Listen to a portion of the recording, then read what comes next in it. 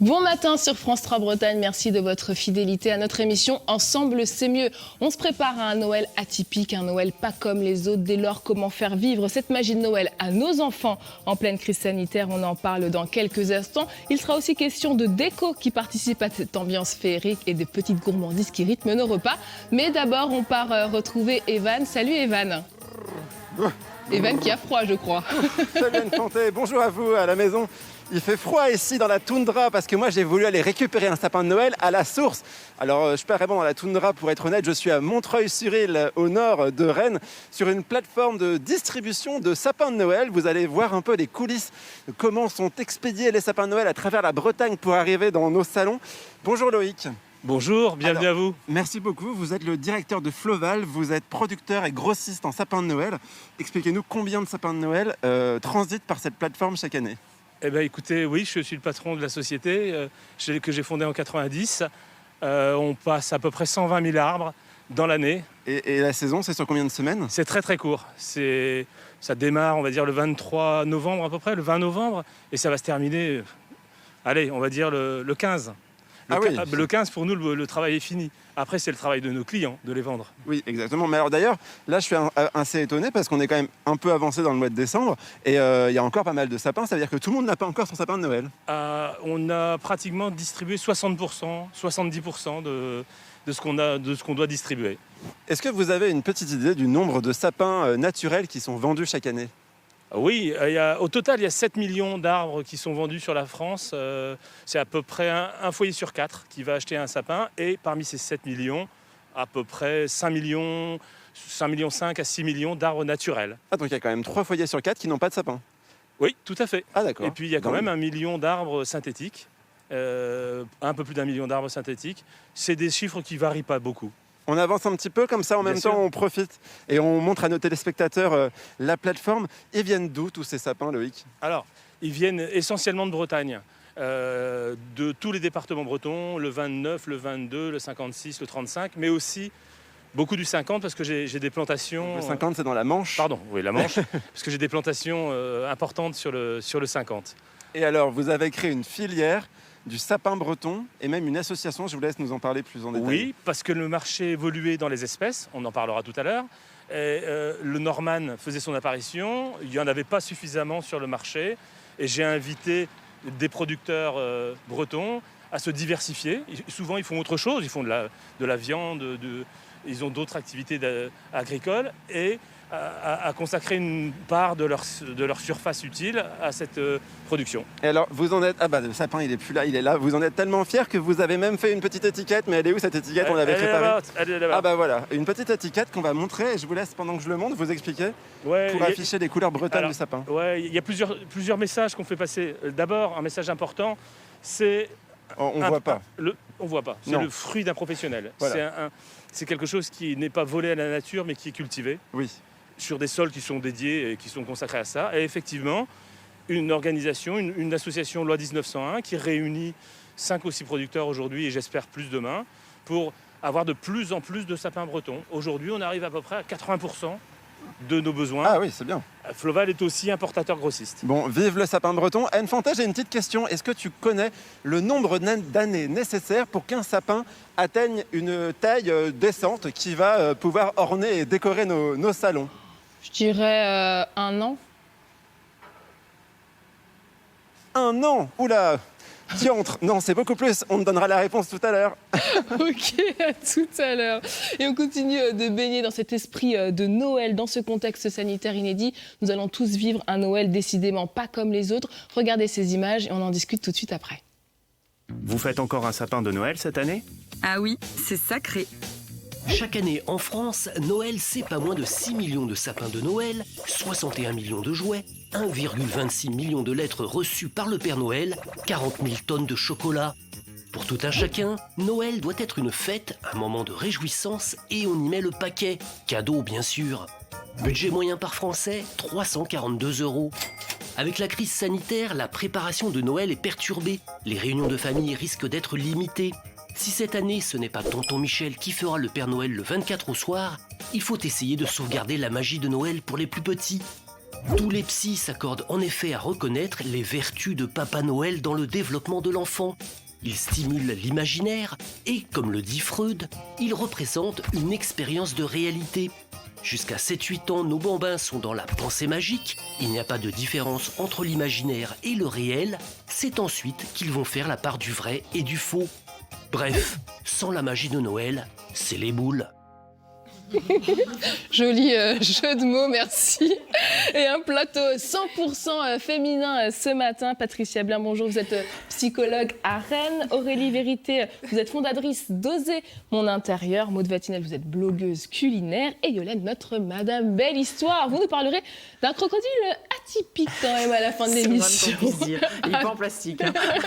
À tout à l'heure. Alors d'abord, première question. Est-ce que vous, ici, vous êtes sensible à la magie de Noël, Maud ? Ah bah oui, avec un petit garçon de 5 ans à la maison, je suis en plein dedans et c'est justement magie qui nous ouvre vraiment cette liberté encore d'inconscience et ce monde enfantin qui est vraiment très plaisant et on se met à jouer aussi dedans, quoi. Aurélie ? Absolument. Moi, c'est un des meilleurs moments de l'année où, en effet, il y a toute la magie.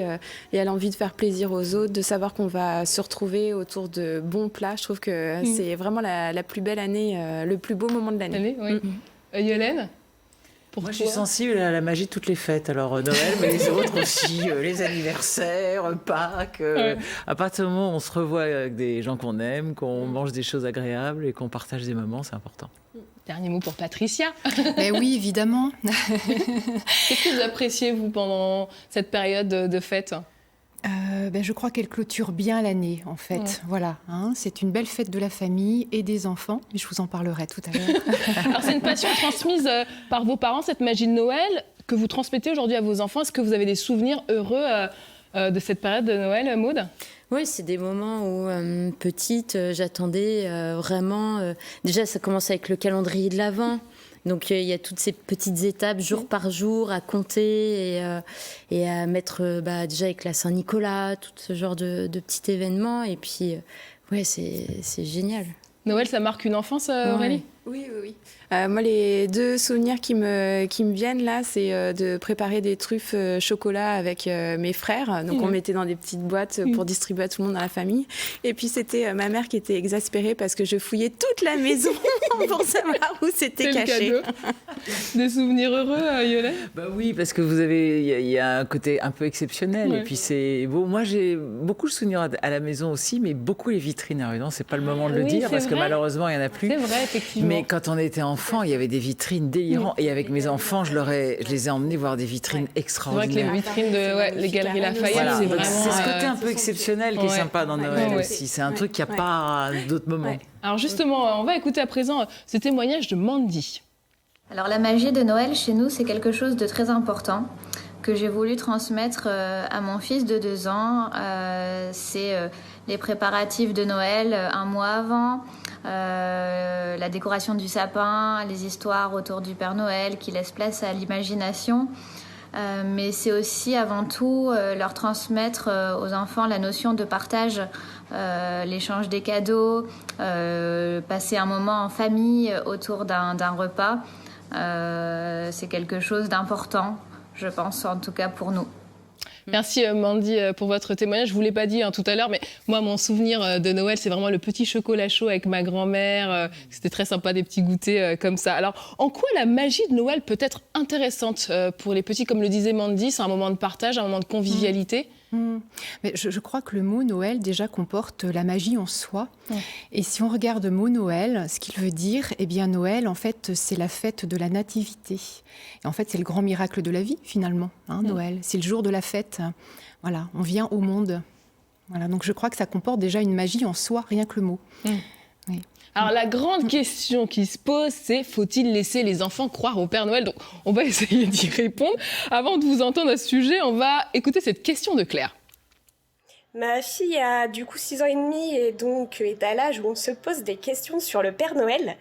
Cette année, on a décidé d'esquiver un petit peu pour la laisser profiter une dernière fois de cette magie, parce que c'est un bonheur pas possible de voir ses yeux qui brillent quand elle écrit sa lettre au Père Noël pour lui commander ses cadeaux. Par contre, du coup, l'an prochain, il faudra faire la révélation. Et on se demande un petit peu comment faire pour que... Elle garde quand même confiance en nous, parce qu'on lui a menti quand même pendant 6 ans sur le Père Noël. Sacrée question. Alors, il y a 2 écoles, Patricia Blin, ceux qui font croire au mythe de Noël, ceux qui sont très clairs au début. Est-ce qu'il y a une posture qui est meilleure qu'une autre ? La posture la meilleure, c'est celle à laquelle on croit. Voilà. Vous ne répondez pas tout à fait à la question.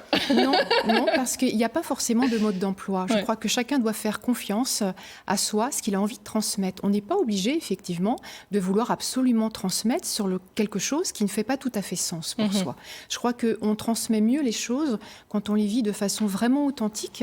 Et comme vous l'avez témoigné toutes les 3, là, même toutes les 4, avec vous, Infante, voilà, il y a vraiment un désir de transmettre. Et je crois que c'est l'authenticité de ce que l'on transmet. Il y a ce qu'on transmet en soi, mais la façon dont on le transmet. Donc c'est ça qu'on transmet avant tout, une joie aussi. Alors par rapport à votre question, qui était est-ce qu'il valait mieux transmettre ou faire croire au Père Noël. Oui, mais je crois que vous avez toutes témoigné là de cette magie importante, parce que je crois qu'on a besoin de ce monde quand même qui se rapproche comme ça vraiment de l'enfance, d'un besoin de féerie, d'un monde un peu extraordinaire, d'un monde poétique aussi, on en a besoin. Voilà aussi, parce que ces moments-là se rapprochent de quelque chose de merveilleux. On a envie de faire exister quelque chose de merveilleux, complètement hors du commun. Je disais tout à l'heure, ça vient clôturer l'année, voilà, ça vient clôturer comme ça quelque chose de tout un parcours. Et là, on finit un peu l'année en beauté. Enfin voilà, je vous dirais un peu comme ça. Maud, est-ce que, parce que vous me disiez que vous aviez un petit garçon de 4 ou 5 ans, comment ça se passe ? Il croit toujours au Père Noël ? Ah oui, il est à fond. Faut pas qu'il regarde l'émission. Non, il sera à l'école. Non, il est à fond. Justement, il me dit, bon, le Père Noël est une femme, et puis il arrive dans combien de temps ? Et tous les matins, dès qu'il se réveille, il y a toujours une question. C'est dans combien de dodo ? Voilà, et il faudra pas faire de feu aussi, il m'a dit ça ce matin. Maman, il faudra pas faire de feu le jour où le Père Noël arrive. Donc, puis moi, je me prends au jeu, en fait. Donc, j'y vais à fond aussi avec lui. Et pour vous, Aurélie Vérité, comment ça se passe avec vos enfants, ce mythe du Père Noël ? Très bien. Je suis assez surprise sur le matin, en fait, où il y a le calendrier de l'Avent. Et du coup, moi, mon plus grand, il a 4 ans. Donc, ça y est, là, il commence à repérer les chiffres.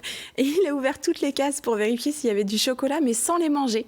Alors là, chapeau, je suis surprise. Mais non, ils sont à fond dedans, à écrire les lettres, c'est super, quoi. Bon, Yolène, vous avez des grands-enfants, mais peut-être Moi, je pense que c'est très important, parce que c'est comme les contes de fées. Si on commence à plus croire en rien, les gamins, ils regardent la télé, ils regardent des pornos à 8 ans. Enfin, je veux dire, non, mais sincèrement, il y a un moment où il faut au moins qu'ils aient un petit peu quelques années où la vie est un peu un conte de fées. Et par contre, après, il faut leur dire la vérité. Et il n'y a rien, je trouve, de désobligeant à dire ça fait partie du conte. Et on te l'a dit parce que c'est la magie. Et puis il y a un autre truc, c'est quand on ne dit pas, vous risquez d'avoir un petit qui va être différent des autres. Et c'est toujours compliqué parce que les autres y croient. Donc je pense que ça fait partie aussi d'un truc social auquel on doit se conformer pour que l'enfant soit comme les autres. C'est important à cet âge-là aussi. Oui, et moi je me dis aussi avec l'école, l'année prochaine, arriver au CP. Voilà, alors je pense qu'il y a des âges. Voilà, de lui-même peut-être, ou en discutant avec des copains. En fait, il reviendra un jour, je m'attends à ce moment-là à me dire mais attends, mais maman, mais en fait le Père Noël n'existe pas. C'est toi le Père Noël. Moi, ce qui m'était arrivé, c'était à l'école que j'avais commencé à comprendre que le Père Noël n'existait pas. Puis à un moment donné, je me suis dit mais il peut pas faire le tour du monde en une nuit quand même, c'est compliqué. C'est comme ça que ça a commencé le déclic. Mais justement, je me pose la question, vous, quand est-ce que vous avez compris que le Père Noël n'existait pas ? Est-ce que vous avez des souvenirs de ça ? Moi, je m'en souviens pas et je crois toujours qu'il existe. Éternel. Moi, j'avais vu à travers le trou d'une serrure mon oncle se déguiser en Père Noël. Ça, c'est la vision qui est... C'était fini. C'était bon. Ah ouais, ok. Mais je pense pas que les enfants vous en veuillent. Je pense pas. Je pense qu'ils comprennent très bien qu'il y a tout un truc. Je n'ai jamais entendu une mère me dire « Oh là là, mon fils m'a insulté parce que j'avais parlé du... » C'est pas... Ça fait partie du truc et ils se rendent compte de ça, non? Je trouve qu'ils passent aussi... Ça veut dire qu'ils grandissent parce qu'ils ont une partie du secret qui est dévoilée et les plus petits, ils doivent accompagner pour préserver les plus petits du mythe. Donc voilà, ils passent une étape, quoi. C'est valorisant. Vous vouliez ajouter quelque chose? Alors, je voulais rebondir sur plusieurs choses. Vous l'avez dit tout à l'heure, on a besoin d'histoire. Je reviens, je fais un petit tour en arrière. Sauf que là, l'histoire, en fait, on y participe parce que quand on raconte des histoires aux enfants, on introduit toujours l'histoire par « il était une fois ». Donc on la commence, on sait qu'on n'est pas dans la réalité et ça se termine généralement toujours bien. Voilà. Là, l'histoire, elle revient chaque année et en plus, on se met dedans, on la prépare à la maison. On se prend au jeu, comme vous avez dit tout à l'heure. Donc, du coup, on ne sait plus qui croit pas. Et tout le monde y participe. Donc, c'est quand même une autre histoire. C'est pas la même. On la fait rentrer à la maison, on la fait exister. Et en plus, on veut leur faire croire. Voilà. Et on y croit nous-mêmes. Voilà, c'est ça que je voulais aussi ajouter. Et effectivement, il y a beaucoup de choses qui passent, je trouve, à travers le Père Noël, parce qu'effectivement, on fait exister un personnage qui n'existe pas dans l'imaginaire. On lui donne une place symbolique, vraiment. Là, voilà, quelqu'un comme ça qui amènerait généreusement plein de cadeaux. Pour les enfants, miraculeusement. C'est l'image du grand-père. Il y a beaucoup de symboles derrière. Alors, voilà, c'est l'image de la générosité. À ça. Et puis tout d'un coup, il y a les premières questions qui viennent. Comment se fait-il que... Bah oui, mais il peut être en même temps partout. Et donc, du coup, là, les enfants commencent un petit peu dans leur propre logique. Mais c'est très bon, c'est très bien. Voilà, il est en train de grandir aussi et il s'aperçoit que votre discours, là, que vous êtes en train de lui faire passer, il ne tient pas tout à fait la route parce que quand même... voilà, donc il est en train de grandir et en fait, il est en train de, de développer aussi son esprit un peu sceptique, là, d'interrogation. Et de logique, finalement. Et de logique, de très bonne logique. Donc, il vient vous interroger et puis vous, Mordicus, vous y tenez à votre histoire aussi. Donc, vous allez un petit peu alimenter l'histoire. Bon, il arrive quand même un moment où, il y a quand même un âge... qui croit à qui, en fait? Et justement, vous me parliez d'histoire. D'où nous vient cette tradition de Noël? Je sais que vous avez fait quelques recherches là-dessus. Oui. Alors, je vais la résumer rapidement parce qu'elle est très ancienne, cette histoire. On ne parlait pas de Père Noël avant.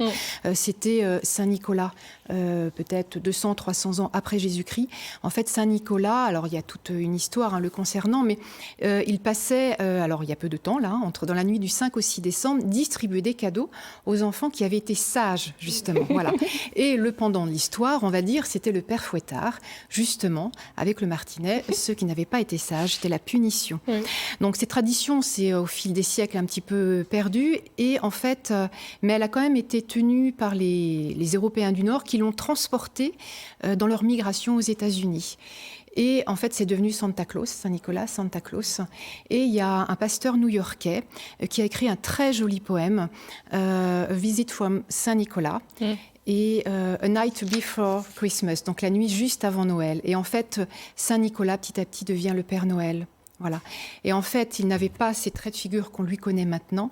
C'est une célèbre firme, une société de soda connue, très connue, qui a repris sa couleur. Mais avant, ce n'était pas non plus lié, comme je vous l'ai dit, à la nativité. Voilà. Comme c'est la fête de l'enfance, on l'a mis avec la naissance de Jésus-Christ, ce qui n'a pas plu tout à fait à l'Église catholique. Alors, cette magie de Noël, elle opère aussi grâce à toute la déco qui va avec. Parmi les emblèmes, il y a ce sapin de Noël et une téléspectatrice, Christelle, nous pose cette question. Écoutez. Alors, le sapin en plastique, c'est quand même pas très écolo, parce que quand même, c'est du plastique, et donc c'est un peu le combat pour l'écologie. Le sapin naturel, c'est très très beau aussi, c'est surtout dans les bois, mais c'est beau dans une maison, ça sent bon, c'est la magie de Noël. On est tous pris par cette magie, mais c'est pas très écolo aussi de couper les forêts, de couper les sapins. La question reste, artificielle ou naturelle? C'est une très bonne question. Et vous, qu'en pensez-vous? Artificiel ou naturel, Maude? Naturel, mais du naturel breton. À la maison, on a du naturel breton. D'accord, Aurélie? Ni l'un ni l'autre.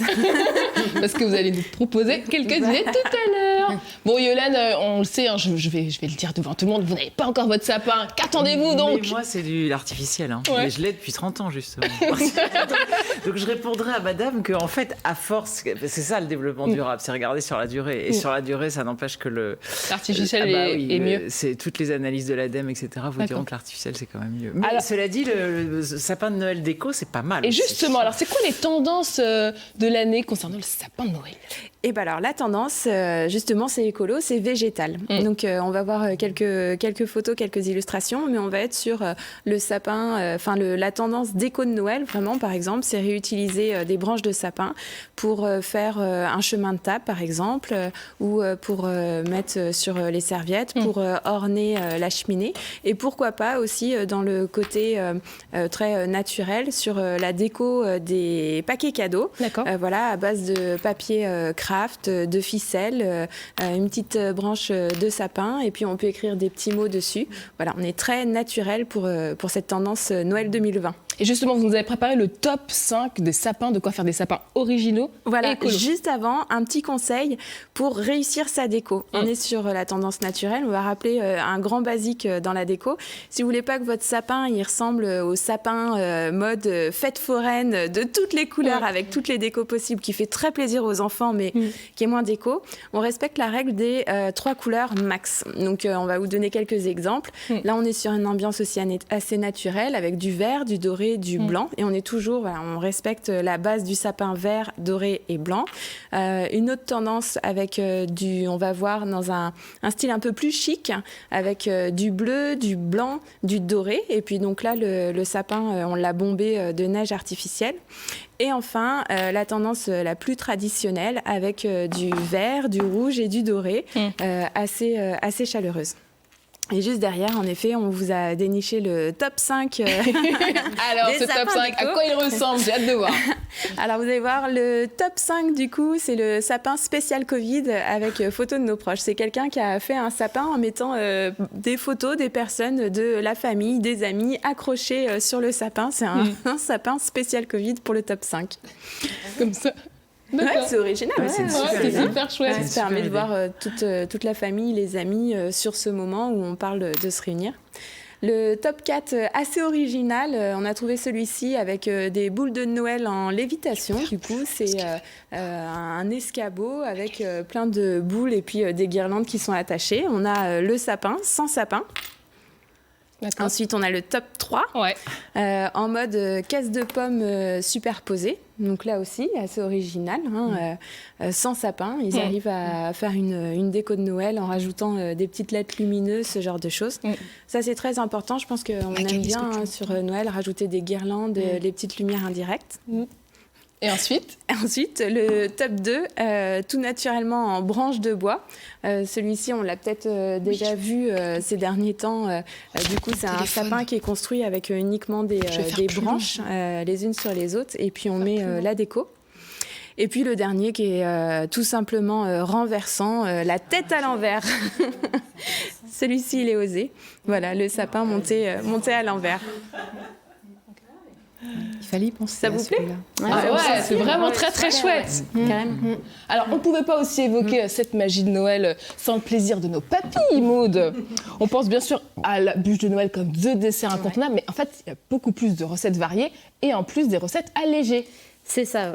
Bon, c'est clair, je pense qu'on est toutes gourmandes sur ce plateau et on ne peut pas imaginer un repas de Noël sans dessert. Mais c'est vrai que la bûche, tout ce qui est, c'est de la crème au beurre traditionnellement. C'est quand même assez riche, assez gras, ça vient souvent alourdir. Des fois, on a le 24, plus le 25, voire le 26. Donc, enchaîner 3 jours comme ça, on peut se faire plaisir peut-être sur un jour. Et puis, le deuxième jour, pourquoi pas l'alléger. Donc, cette bûche, on peut l'alléger avec un biscuit à l'intérieur, mais où on va monter des blancs en neige pour vraiment essayer de l'alléger. La crème, on va essayer de la faire monter avec de l'aquafaba, qui est de l'eau de pois chiche. Donc, du coup, on monte ça et ça fait des blancs en neige naturels. Bien sûr, on limite vraiment le beurre dedans. Et on peut mettre, pour remplacer le sucre, de la compote de pommes ou du miel. D'accord. Donc comme ça, déjà, c'est un peu moins sucrant, un peu moins gras. C'est clair, on en aura besoin. Et on peut apporter aussi du croustillant ou apporter des textures bien différentes sur nos bûches. Donc, on peut mettre des morceaux de feuilles de briques qui sont très légères. Donc ça va venir... vraiment apporter du croustillant. Mais après, sur notre gâteau... il y a une astuce, sinon à place de faire en bûche entièrement, c'est des bûchettes. Voilà, individuelles. Comme ça, on se sert. On a notre bûchette Mais non, c'est pas frustration. Voilà, on en mange pas pour 3. Mais on se sert sa petite bûchette. À côté, on accompagne ça d'une salade de fruits, une salade d'agrumes avec un petit sirop, avec plein d'épices.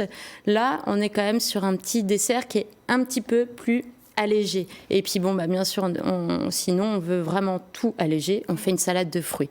Alors maintenant, vous allez nous proposer des astuces pour des petites gourmandises décorées. C'est un gâteau basique. Alors là, c'est ce qu'on a fait, c'est niveau 5 ans.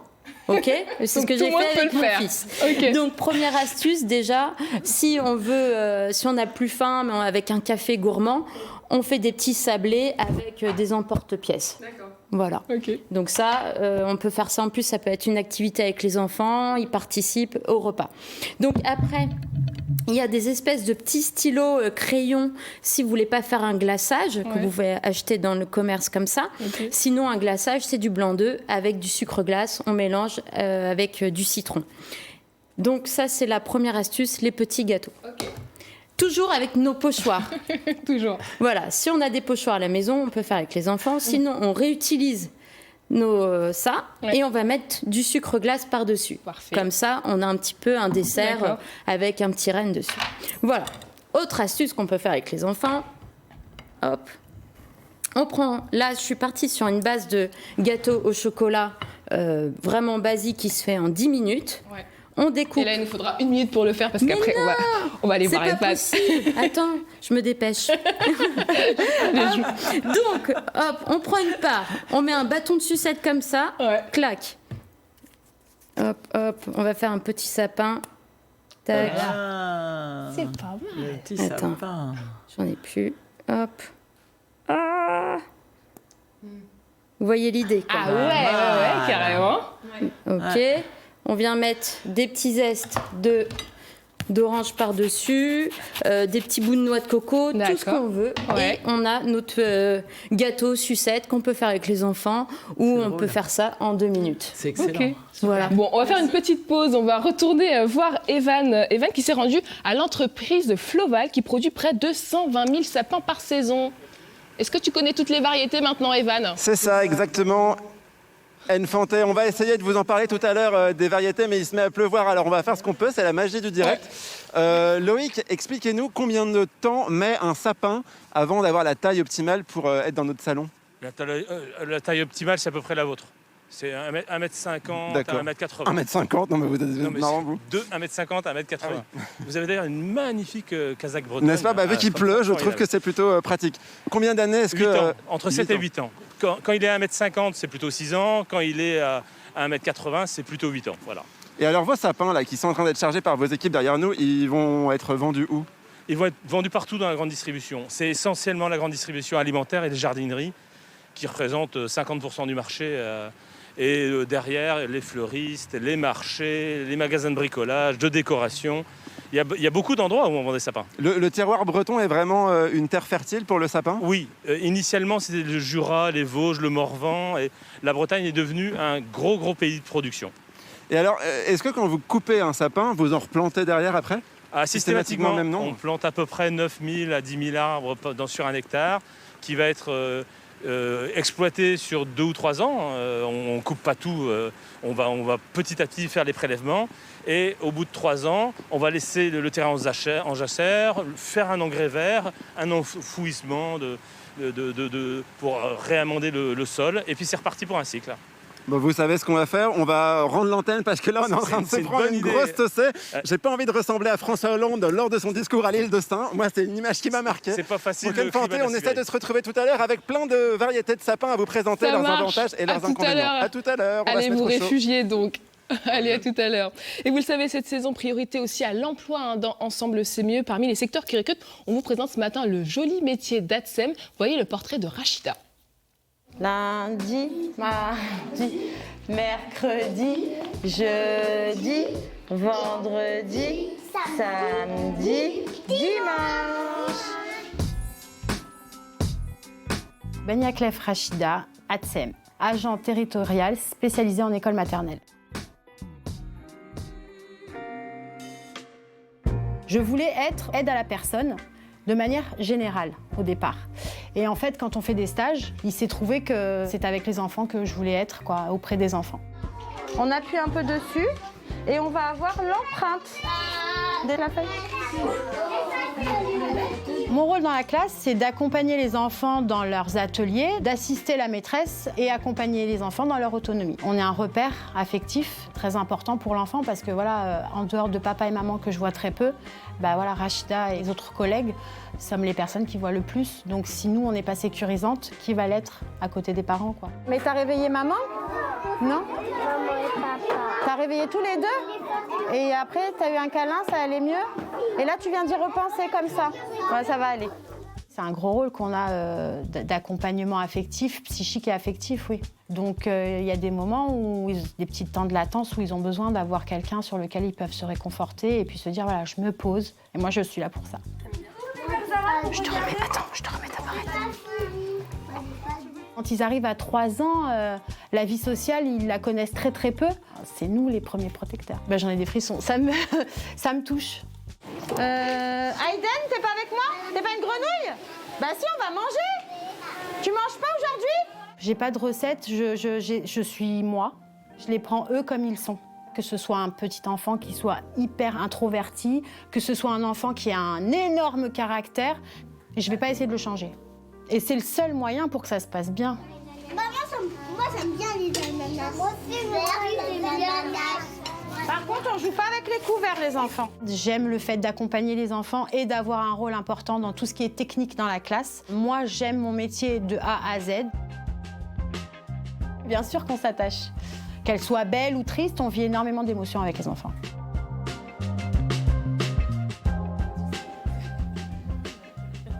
C'était donc le portrait de Rachida, une passionnée. Pour en savoir plus sur la profession et ses débouchés, Séverine Barxel, conseillère Pôle emploi à Combourg, est avec nous. Bonjour Séverine.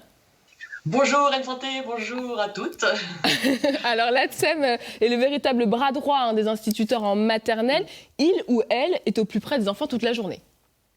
Exactement. Alors, c'est drôle parce qu'on parle du Père Noël, là, aujourd'hui, qui est très proche des enfants, mais qui est quand même dans le rêve. Hein. Là, on est dans la réalité.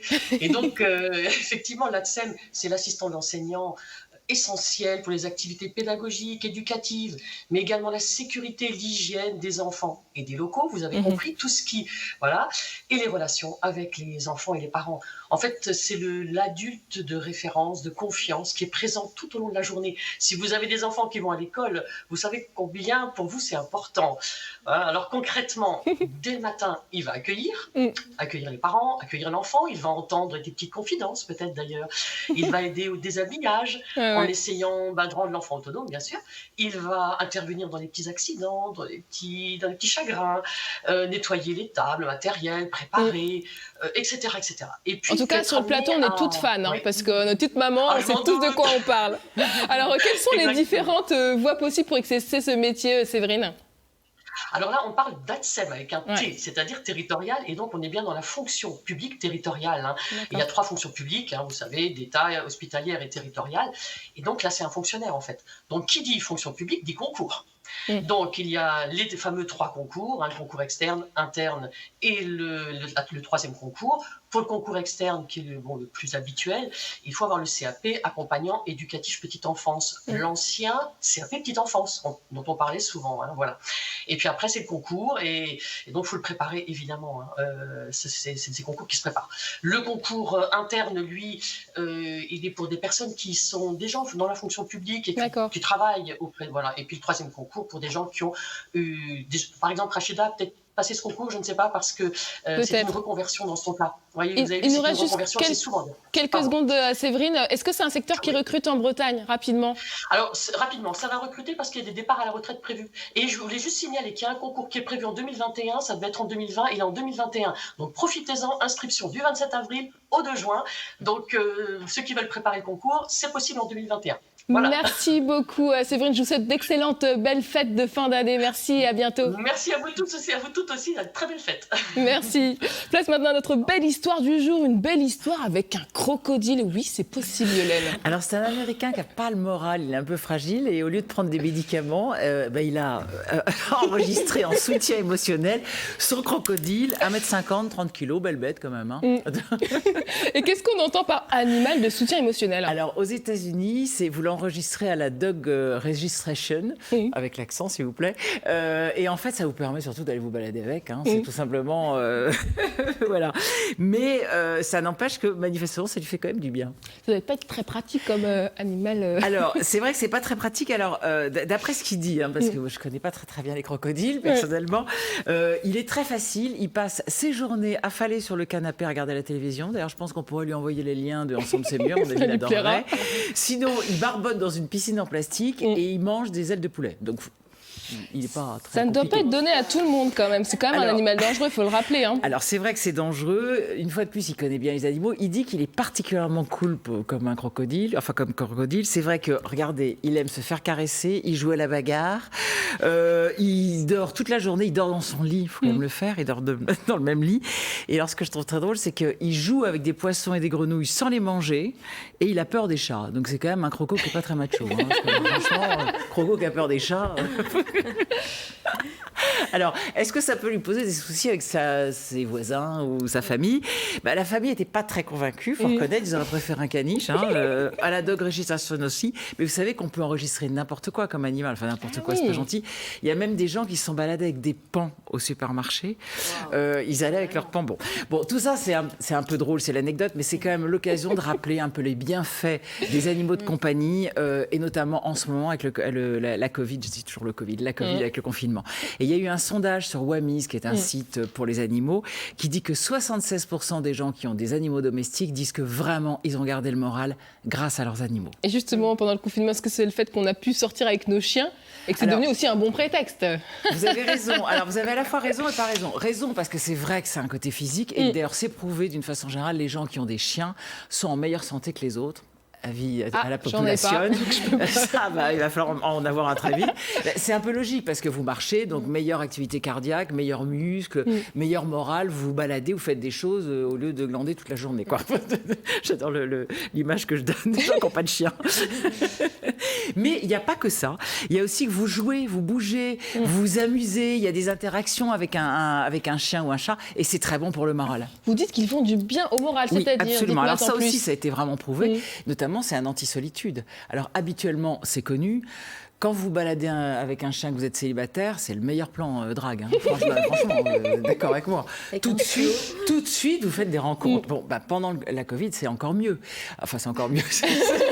C'est un peu plus compliqué quand même. Je dirais que c'est encore plus vrai. Ouais. Et vous souffrez moins de la solitude parce que vous avez un animal qui est avec vous, qui vous chouchoute, qui vous aime, etc. Et du coup, beaucoup de gens ont dit qu'ils soient en appartement, en ferme, en maison, qu'ils sont moins angoissés, ils ont moins le sentiment d'être cloîtrés, c'est moins déstressant.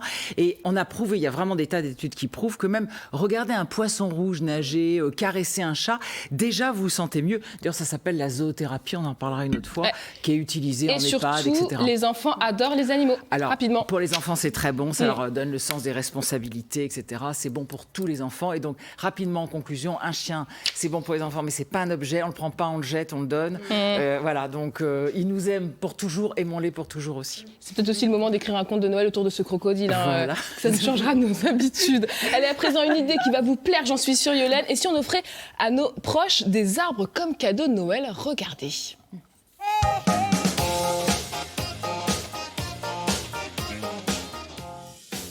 J'ai pas d'idée de cadeau intéressant. Offre un arbre. Plutôt que d'offrir un énième cadeau en plastique, jouez-la écolo.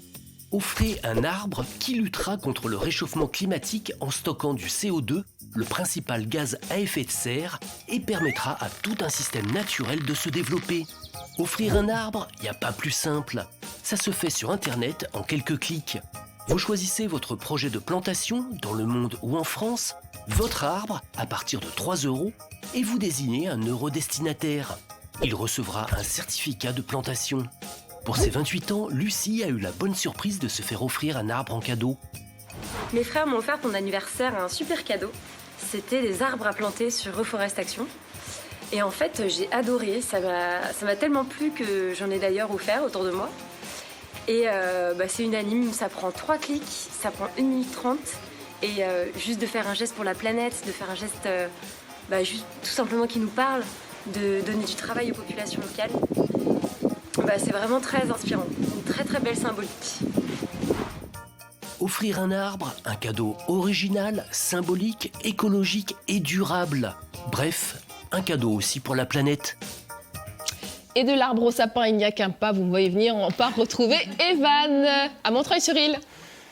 Quelle transition Anne Fontaine, j'ai une charrette de Noël pour toi et tes invités, et puis bien sûr pour vous à la maison. Alors écoutez bien, mon premier est le contraire et l'opposé du Sud, et mon second est un homme anglais. À votre avis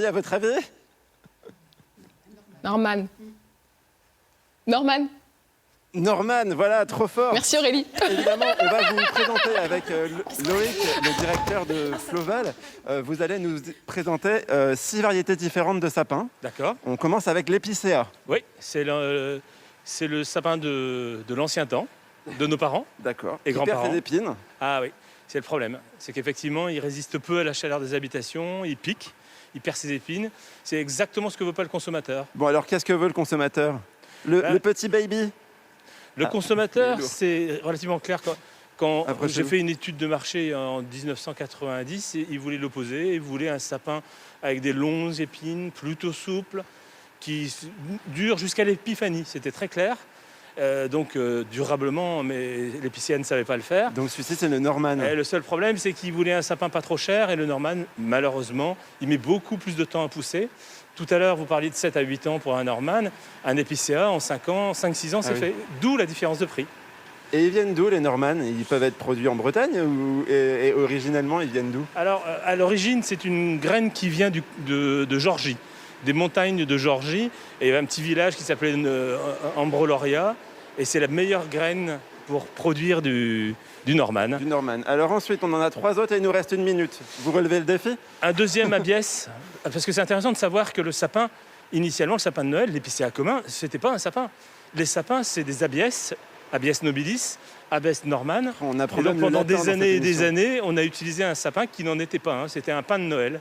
D'accord. Et effectivement, il y a d'autres pins également, de l'omorica, du fraséris.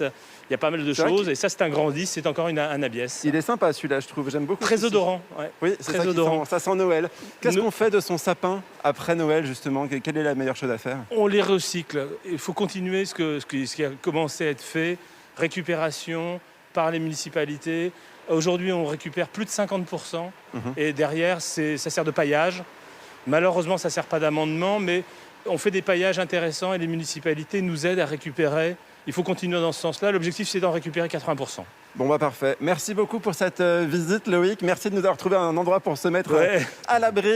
Joyeuses fêtes à tous. Profitez bien de vos sapins. Je vous embrasse et je vous dis à très vite. Salut Anne Fontaine. Bonnes vacances, Evan, et à bientôt. Allez, profitons-en. Merci à tous d'avoir été avec nous, à toutes d'avoir été avec nous. J'en profite pour vous souhaiter à vous, chers téléspectateurs et chères téléspectatrices, de très belles fêtes de fin d'année. Prenez soin de vous et de vos proches. On se donne rendez-vous dès le 4 janvier. À bientôt et très belle journée.